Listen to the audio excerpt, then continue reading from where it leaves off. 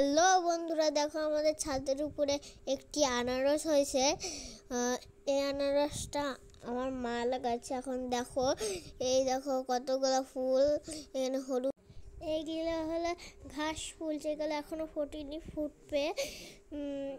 এটা হলো ড্রাগন ফল, যেটা আমার মা লাগাইছিল কষ্ট করে। দেখো কি সুন্দর সুন্দর, উপরে ছিল একটা স্পাইডার প্ল্যান্ট। এটা হলো আমাদের কচু পাতা। এইসব আমার মা লাগাইছে, মায়ের চ্যানেলের নাম।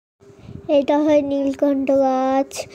অনেক গাছ আছে, আরো লক্ষ লক্ষ গাছ, লক্ষ লক্ষ।